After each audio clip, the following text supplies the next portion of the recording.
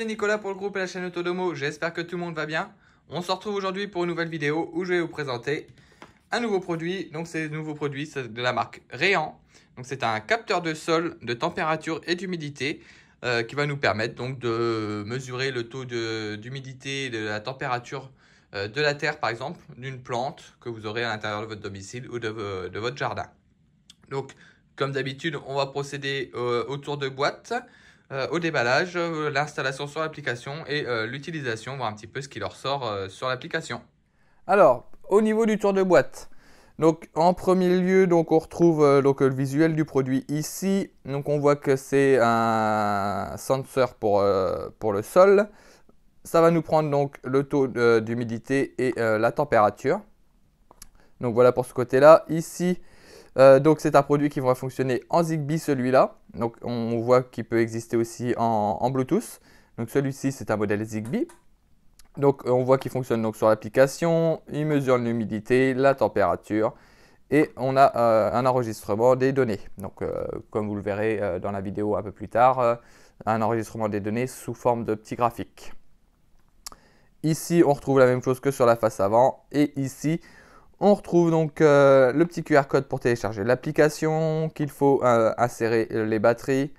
On le synchronise avec notre hub Zigbee et on peut voir donc les données sur l'application sur smartphone. L'application, donc c'est Smart Life, tu as Smart Life et donc c'est disponible sur le Google Play Store ou sur l'Apple Store. Donc voilà pour le tour de boîte qui est très rapide et ici on retrouve donc la référence, donc le RHQT07S, donc de la marque Rhéan, si je le précise, si vous souhaitez rechercher sur différents sites de vente. Donc voilà pour le produit, pour le tour de boîte, on va procéder au déballage. Alors pour le déballage, rien de plus simple, je ne vais pas vous apprendre à déballer un paquet. Donc à l'intérieur, on va y retrouver donc, le capteur de sol, d'humidité et de température. Et on va y retrouver également, hop, il n'y a plus rien dedans, une petite notice d'explication d'installation sur l'application, comment le mettre en mode appairage, etc.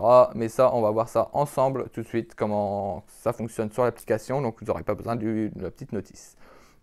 On va s'arrêter quelques secondes sur les paramètres du produit, les spécificités du produit. Donc, on voit qu'il fonctionne donc, avec deux piles de 1,5 volts des types AA. Les piles sont données pour 1 an d'utilisation. Bon, ça, après, ça va dépendre de vous, de votre utilisation et des fréquences des données qui seront envoyées à l'application. Il va fonctionner sous une température de moins 20 à 60 degrés avec une précision de plus ou moins 1 degré. Donc celui-ci, ce modèle-là, fonctionne donc en Zigbee. Le temps de réponse est de 60 secondes. Il est IP67. Et il mesure 180 mm par 46,5 par 60 mm. Donc voilà pour les informations techniques du produit. Le produit, le voici, à quoi il ressemble. Bon, il n'est pas très esthétique, je vous l'accorde, mais après voilà, c'est un produit qui va être amené à être planté dans la terre, donc il n'y a pas besoin d'être super esthétique à ce niveau-là. On retrouve ici donc les trois petites tiges, donc c'est les trois petits capteurs qui vont nous servir à mesurer l'humidité et la température du sol. Donc ils sont protégés ici, chaque capteur, par une petite protection en plastique pour éviter certainement que ça perce le paquet et puis que ça abîme tout. Hop. Ici on retrouve donc le compartiment à piles. Ici on retrouve le modèle et le protocole d'utilisation, donc ici en Zigbee. Et ça nous dit qu'il faut utiliser deux piles alcalines de type AA. Ici, on retrouve le bouton d'appairage. Et puis voilà tout ce qu'on peut dire sur le produit. Rien de spécial à dire. Voilà, ça reste un capteur de sol. Il n'y a rien de spécial à dire à ce niveau-là. Un produit simple, un design simple, mais qui n'a pas besoin d'être super joli pour être planté dans la terre.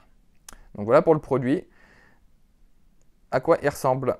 Alors, on va insérer les piles ensemble. Donc, vous prenez un petit tournevis cruciforme pour venir dévisser donc la partie du couvercle ici. Donc chose qui est bien, c'est qu'au déballage, les vis ne sont pas bridées et serrées comme des fous. Il arrive des fois que les vis, on ait du mal à les desserrer. Là non, ça va, ils sont juste prises. On vient ouvrir le petit compartiment à piles. Si on le retourne, donc je vais essayer de le retourner sans faire tourner les piles, hop, sans faire tomber les vis.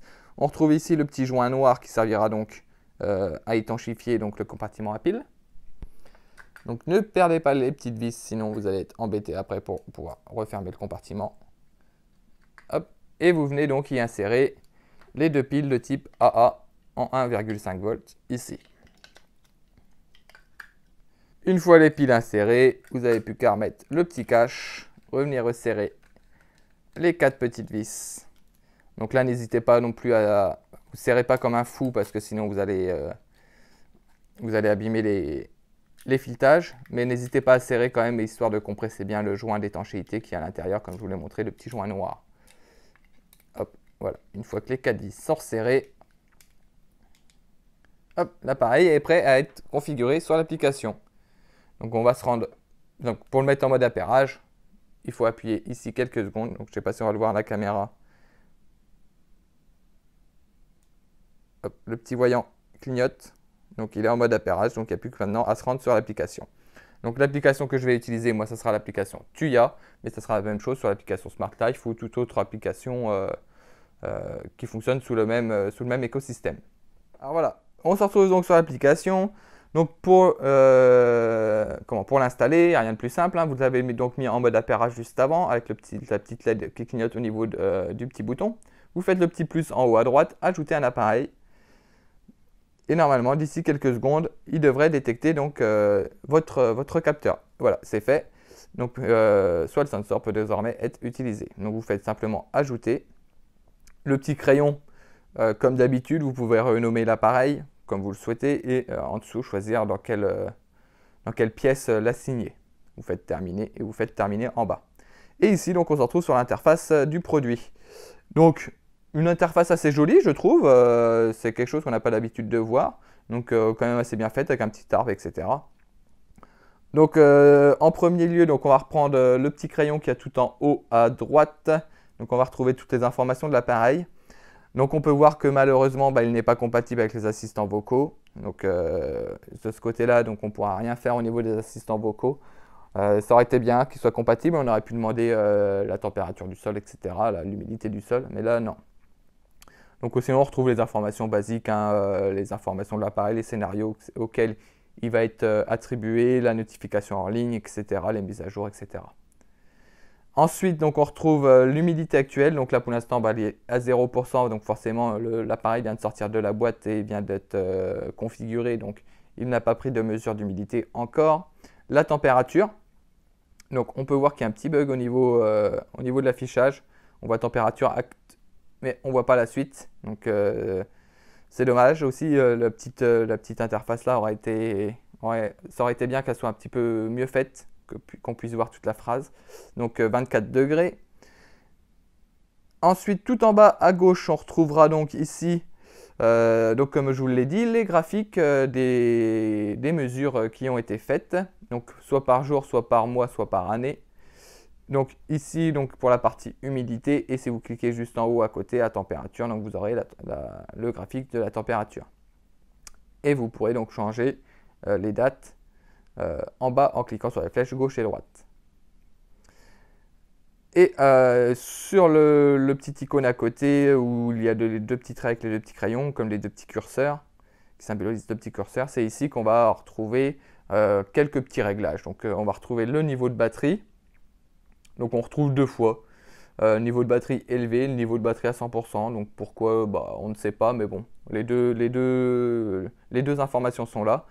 Et on va pouvoir retrouver le réglage de l'unité de température, donc soit en degrés Celsius, soit en degrés Fahrenheit. Donc voilà ce qu'on peut retrouver sur l'application.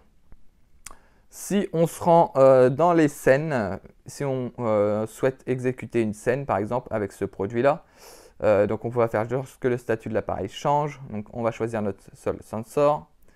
Donc on peut utiliser comme déclencheur un déclencheur qui est plutôt étrange si on change l'unité de température. Si on change l'unité de degrés Celsius au degré Fahrenheit, on peut exécuter une automatisation. Utile ou non, bon bref, ça a le mérite d'exister, au moins c'est là. On peut exécuter une automatisation suivant donc l'humidité actuelle, donc l'humidité que le capteur aura détectée, donc soit inférieur à, soit égal, soit supérieur à la valeur que vous aurez donc choisie juste en dessous, et pareil par rapport à la température, donc soit inférieur à moins 30 degrés par exemple, égal à moins 30 degrés ou supérieur à moins 30 degrés. Donc on voit qu'on peut choisir de moins 30 degrés à plus 70 degrés.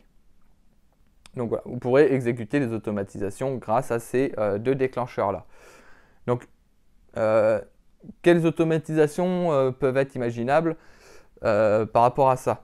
Donc par exemple, on peut se dire, une humidité, si l'humidité est inférieure à, par exemple, 23%, je fais suivant, alors je peux aller exécuter un produit que je vous ai fait découvrir il y a quelques temps. Bon là, elle est hors ligne, forcément. Mais par exemple, on peut, du coup je ne peux pas vous montrer, mais on peut aller imaginer exécuter, je peux exécuter celle-ci, la vanne d'arrosage. On peut mettre en on, par exemple. Donc là, par exemple, quand le détecteur d'humidité de sol va détecter une humidité inférieure à 23%, et ça va nous déclencher automatiquement notre arrosage. Donc, c'est quelque chose qui peut être utile, par exemple, si vous avez un potager et vous n'avez pas envie de vous casser la tête à savoir quand arroser ou pas, et l'appareil va le faire pour vous. Il va détecter une température ou une humidité par rapport à celle que vous aurez renseignée dans l'automatisation et va automatiquement lancer votre arrosage. Donc c'est super utile à ce niveau-là. Donc voilà au niveau de l'application Tuya Smart Life, ce que l'on peut y retrouver. Alors ici on se retrouve sur Home Assistant, donc qui dit appareil Zigbee dit test et utilisation sous Home Assistant également, pour pouvoir l'utiliser donc du coup en local et se passer de Cloud Tuya par exemple. Donc moi j'utilise Zigbee to MQTT, donc qu'est-ce qu'on va retrouver? Donc on y retrouve donc la fonction pour pouvoir changer donc l'unité de température soit en Celsius soit en Fahrenheit. On retrouve donc le niveau de batterie donc haut. On retrouve le pourcentage d'humidité qui aura été détecté dans le sol et la température. Et en bas dans le diagnostic, on retrouve donc le niveau de batterie en pourcentage ici, donc à 100%. Donc voilà ce qui remonte dans Zigbee to MQTT dans Home Assistant. Donc pareil, vous pouvez faire des automatisations, faire quelque chose quand la modification de l'option capteur de sol température unité. Donc comme dans Tuya, on peut faire une automatisation à partir de ce déclencheur-là. On peut faire une automatisation avec la modification de la température, la modification du taux d'humidité du sol et du niveau de batterie. Donc voilà les déclencheurs qui peuvent être utilisés dans Home Assistant. Et voilà ce qui peut remonter donc dans Home Assistant. Donc je rappelle donc le pourcentage d'humidité, la température, le niveau de batterie et le changement d'unité de Celsius à Fahrenheit pour la température. Donc voilà. Alors, on se retrouve pour la conclusion sur sur ce capteur de sol de la marque Rehan. Donc je le rappelle, je ne l'ai pas dit auparavant, c'est un produit qui est dispo sur la boutique Domadou, donc n'hésitez pas à aller faire un tour si le produit vous intéresse. Il est disponible donc sur la boutique. Alors, que dire de ce produit? Donc, au niveau des points négatifs, donc le fait qu'il ne soit pas compatible avec les assistants vocaux, ça c'est vraiment quelque chose qui est dommage. On aurait aimé pouvoir demander à notre assistant vocal quelle est la température du sol, quel est le taux d'humidité du sol et pouvoir aviser à ce moment-là par rapport aux données que l'assistant nous aura remontées. Ça aurait été bien donc de pouvoir demander par exemple quel est le taux d'humidité. Alexa vous dit le taux d'humidité est de temps, et là vous pouvez vous dire ok, allez, je vais aller arroser mon jardin si vous n'avez pas de vanne connectée. Ça c'est vraiment quelque chose qui est dommage, ça aurait été bien que ça soit inclus dedans.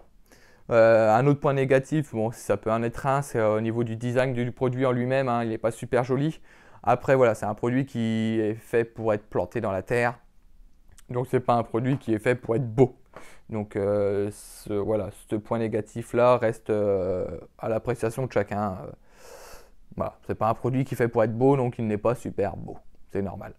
Après, sinon, au niveau des points positifs, il fait ce qu'on lui demande. C'est un produit qui fonctionne super bien. Donc il fonctionne en Zigbee. Donc pareil, au niveau de la consommation des piles, etc. Donc c'est quelque chose où vous n'avez pas trop à vous soucier. Il fonctionne donc sur l'application Tuya Smart Life. Il fonctionne plutôt bien. On a une interface qui est plutôt jolie. Il est possible donc de l'utiliser sous les solutions, ici sous la solution Home Assistant, donc c'est plutôt bien et on peut se passer du cloud Tuya, donc c'est quand même quelque chose qui est quand même positif. Donc voilà pour ce petit capteur de sol de la marque Rehan.